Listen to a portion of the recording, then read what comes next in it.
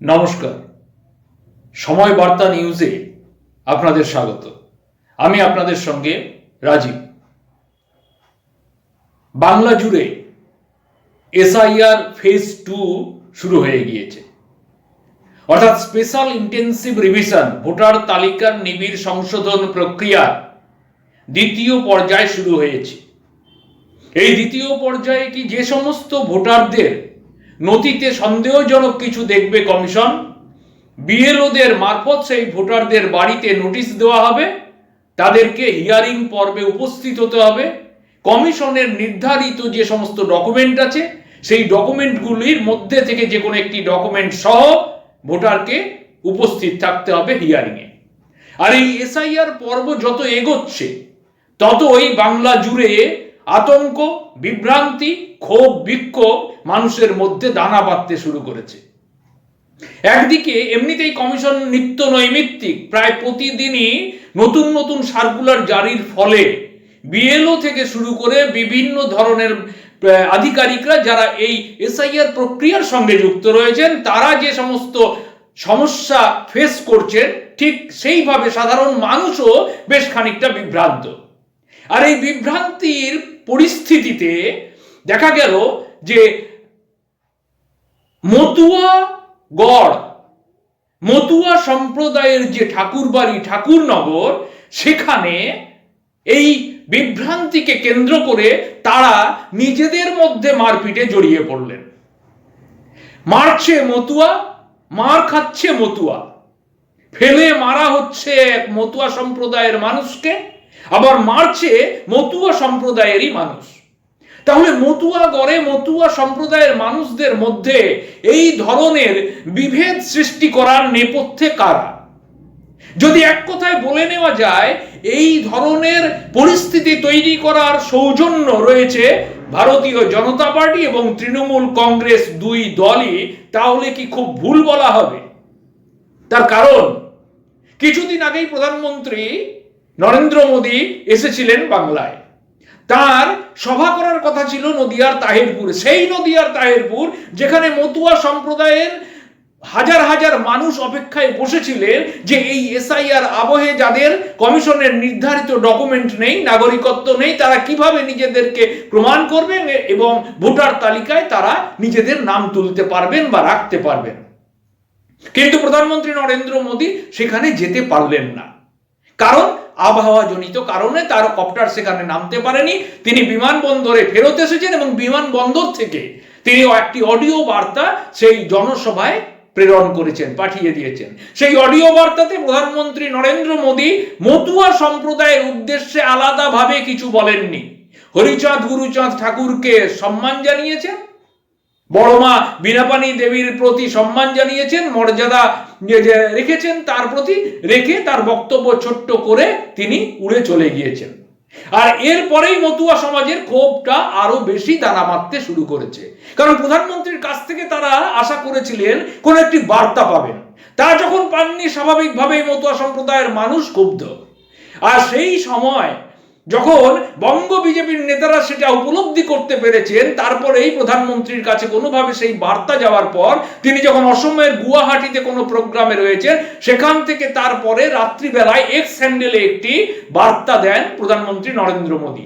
সেখানে বলেন যে তৃণমূলের দয়ায় মতুয়ারা বাংলায় বেঁচে নেই, মতুয়াদের সেখানে মর্যাদার সঙ্গে বাঁচিয়ে রাখার ব্যবস্থা করেছে কেন্দ্রীয় সরকার। ব্যাস এটুকুই, এর বাইরে আর কিছু স্পষ্ট করে কোনো নির্দেশিকা জারি করেননি বা কোনো নির্দিষ্ট পরিকল্পনা তার কাছ থেকে জানা যায়নি। ফলে মতুয়ারা একটু বিভ্রান্ত, মতুয়া সম্প্রদায়ের মধ্যে আতঙ্ক ছড়িয়ে পড়েছে অনেকটা। তার কারণ আপনারা দেখবেন নদিয়া, উত্তর 24 পরগনা থেকে শুরু করে দিনাজপুরের একটা অংশ, হাওড়া, হুগলির অধিকাংশ জায়গায় অন্ততপক্ষে বাংলার বিধানসভার 40 থেকে 45টি আসনের একেবারে নিয়ন্ত্রক হয়ে ওঠে এই মতুয়া সম্প্রদায়ের মানুষজন বা তাদের ভোটাররা। ফলে সেই দিকে নজর প্রত্যেকেরই ছিল। কিন্তু প্রধানমন্ত্রী নরেন্দ্র মোদীর কাছ থেকে এই বার্তা না পাওয়ায় তাদের মধ্যে হতাশা যেমন পরিলক্ষিত হয়েছে, ঠিক তেমনি যদি একটু পিছন ফিরে তাকিয়ে দেখি, মতুয়াদের এই ঘটনার পিছনে কিন্তু নেপথ্যে তৃণমূল কংগ্রেসও জড়িত। সেটা কিরকম একটু দেখা যায়। মুখ্যমন্ত্রী মমতা বন্দ্যোপাধ্যায় একাধিকবার মতুয়াদের উদ্দেশ্যে বার্তা দিয়েছেন যে তাদের কোনো ভয় নেই, তাদের কোনোভাবেই এখান থেকে কেউ বিতাড়িত করতে পারবে না, সিএতে আবেদন করার কোনো প্রয়োজন নেই বলে তৃণমূল কংগ্রেসের তরফে বা রাজ্য সরকারের তরফে একাধিকবার ঘোষণা করা হয়েছে। আর অধিকাংশ মতুয়ারা সেই কথায় বিশ্বাস করে তারা সিএতে আবেদন করেননি। কোন সিএ?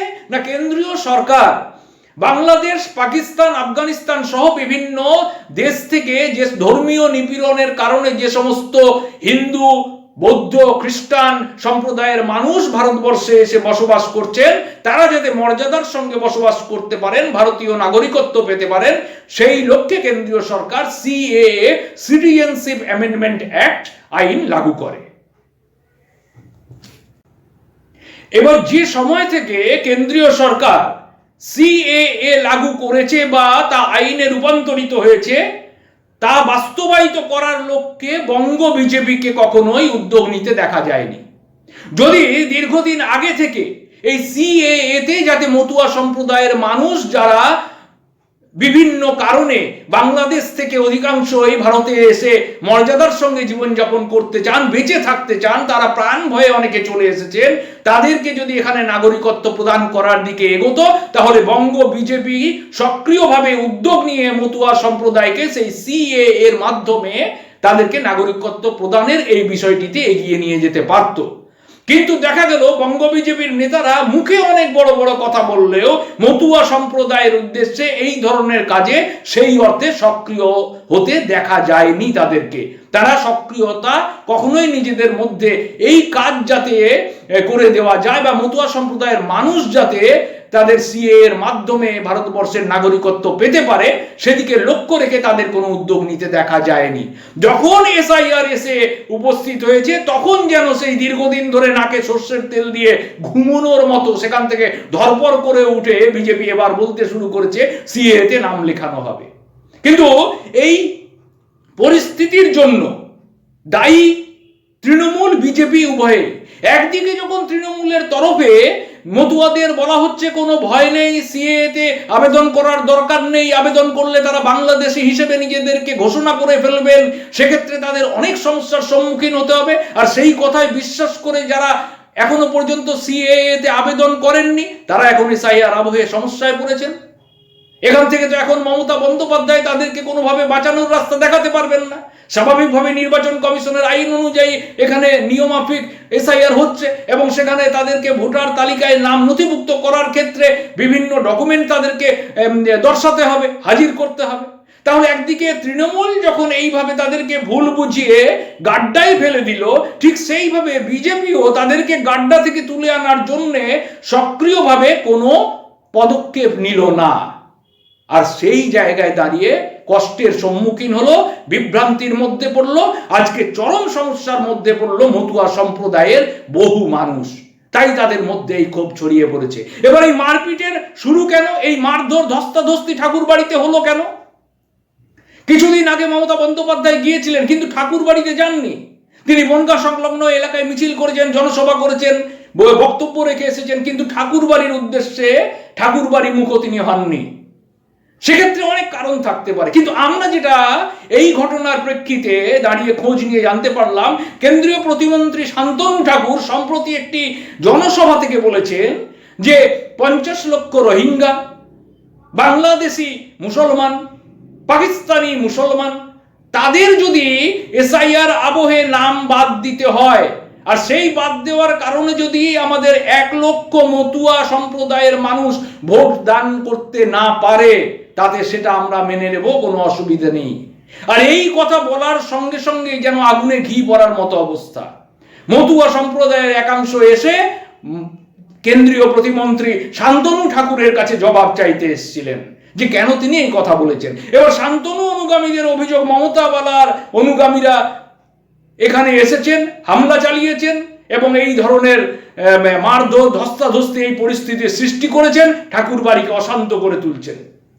পাল্টা মমতা বালার অনুগামীদের অভিযোগ, শান্তনু অনুগামীরা তাদের উপরে হামলা করেছেন। তারা জানতে চাইছিলেন কেন্দ্রীয় মন্ত্রী শান্তনু ঠাকুরের এই বক্তব্যের কারণ কি। ফলে এখন যে পরিস্থিতি মতুয়াগড়ে হয়েছে, এই যে পশ্চিমবঙ্গ বিধানসভার 26-এর নির্বাচনের আগে মতুয়াদের নিয়ে রাজনীতি করতে গিয়ে তৃণমূল বিজেপি উভয় পক্ষই তাদেরকে সঠিক দিশা দেখালো না। যদি অনেক আগে তাদের এই সঠিক দিশা দেখাতে পারত, তাহলে আজকে হয়তো তাদের অনেককেই এই ধরনের সমস্যার সম্মুখীন হতে হতো না। আর আজকে একদিকে মতুয়া এবং অন্যদিকে অন্যান্য জাতি গোষ্ঠী সম্প্রদায়ের মানুষদের বিভিন্নভাবে তাদেরকে ভুল বুঝিয়ে এই এসআইআর আবহে বিভ্রান্ত করার চেষ্টা চলছে। এই পরিস্থিতি থেকে এখন মতুয়া সম্প্রদায়ের মানুষরা কিভাবে বেরিয়ে আসতে পারেন সেটাই এখন লক্ষণীয়। সেদিকে নজর থাকবে আমাদেরও, আপনাদের নজর থাকুক আমাদের এই চ্যানেলে। আজকের প্রতিবেদন এই পর্যন্তই।